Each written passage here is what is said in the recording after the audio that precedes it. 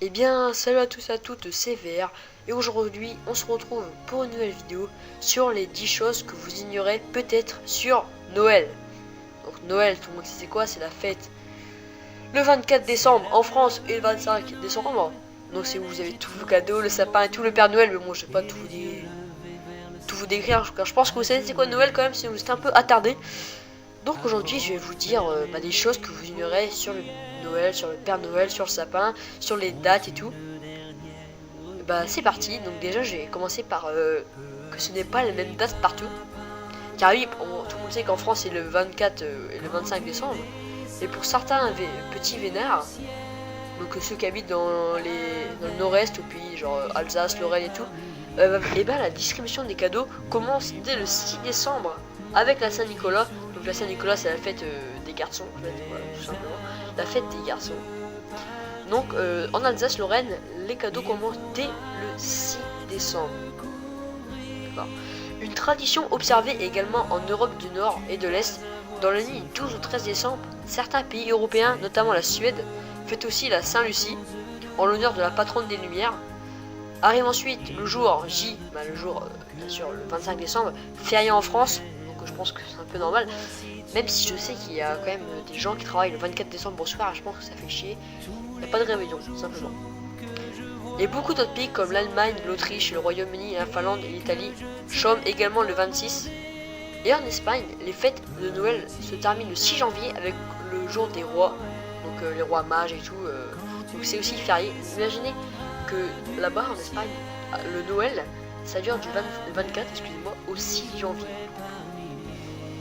12 jours, ou 13, je sais pas mon calcul.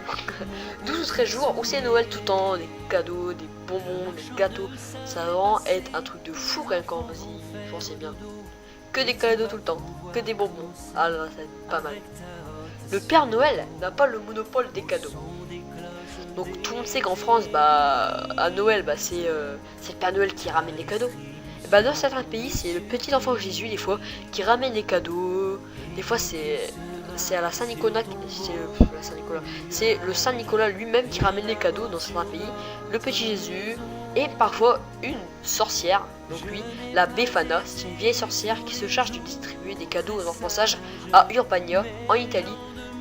Mais ça c'est pas pareil, c'est pas le 25 décembre, c'est le 7 janvier. Voilà. Le 7 janvier, en Italie, c'est la Befana, une vieille sorcière qui se charge de distribuer des cadeaux aux enfants sages. Donc là, comme on peut voir à l'écran, c'est une sorcière comme ça, et il y a des décorations partout comme ça dans la ville d'Italie. Et oui. Moi, là, je suis sûr que vous pensez tous que Noël c'était tous le Père Noël ou quelque chose comme ça. Et dans chaque pays a une tradition différente en fait, quand on y pense. Allez, on continue tout de suite avec Noël, ça sert aussi à se marier et à être riche. Dans la plupart des pays, on ressort de la période de Noël avec quelques kilos en trop et des cadeaux. Ça, tout le monde le sait. Quand t'as plein de chocolat et tout, tu prends au moins 10 kilos à Noël. Mais nombreux sont ceux qui continuent à croire que ces festivités peuvent apporter bien davantage. À Marie par exemple, en Hongrie, le jour de la Saint-Lucie, le 13 décembre, une jeune fille note des noms de jeunes hommes sur 11 papiers et laisse sur un 12e papier blanc.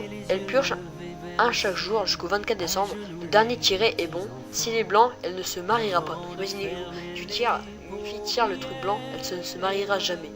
Par contre, si elle tombe sur un des garçons, le 24 décembre, ce sera le nom de son amoureux normalement. Donc ça c'est une légende bien sûr, car je pense pas que ça existe en vrai, sinon c'est vraiment du gros hasard.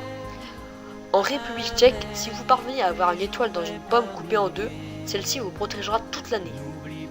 En Pologne, à la Saint-André, la veille du premier dimanche de l'Avent, on prédit l'avenir de chacun en faisant passer de la cire à travers le trou d'une serrure. De la cire à travers le trou d'une serrure, ça dit l'avenir. Ok, c'est nouveau, c'est super alors. Si avec de la cire tu peux trouver l'avenir, c'est énorme, tout simplement, c'est énorme. Un peu bête, mais voilà. Le Père Noël se déplace pas seulement en traîneau. Et oui, car dans certains pays d'Amérique, le Père Noël se déplace en surf. Imaginez-vous, le Père Noël se déplace en surf. Imaginez, vous êtes en train de vous baigner là. Puis tu vois, le 25 décembre, tu vois le Père Noël qui arrive en surf là sur la plage de Californie. Comme là vous pouvez voir l'image, c'est un truc de fou, c'est un truc c'est un peu bizarre quand même. le Père Noël est né en 1860 et son papa n'est pas Coca-Cola. Et son papa n'est pas Coca-Cola. Ah oui, c'est bon, je viens de comprendre. En fait, là, je viens juste de relire le titre quand je marque tout sur une feuille à chaque fois. Et le Père Noël est né en 1860 et son papa n'est pas le Papa Cola. Pour qu'est-ce que je dis? Le Coca-Cola. Là, je me trompe et tout. En fait, car tout le monde sait que le Père Noël avant n'était pas rouge, mais vert. C'est à cause du Coca-Cola qui ont voulu faire une marque, qui ont racheté la marque du Père Noël. Et qui après ça ont mis le rouge car Coca-Cola c'est rouge. Du coup le Père Noël est rouge maintenant. Là à l'image c'est la première publicité du Coca-Cola en utilisant l'image du Père Noël en 1931. Allez, on continue avec le Père Noël est souvent intermittent du spectacle. Bah oui, car quand vous voulez jouer le Père Noël à vos enfants, par exemple, on a tous déjà vu le Père Noël, et ben souvent ce sont des vrais comiques, enfin des vrais gens qui font du théâtre, qui imitent le Père Noël, qui se déguisent en eux.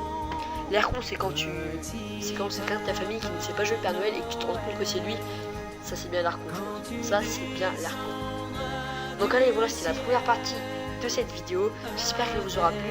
Donc là j'ai cité 5 choses que vous ignorez sur Noël. Et les 5 autres choses seront au 24 décembre au soir. Je publierai de la vidéo le 24 décembre et vous connaîtrez la suite le 24 décembre. En attendant, j'espère que cette vidéo vous aura plu. On se retrouve très bientôt.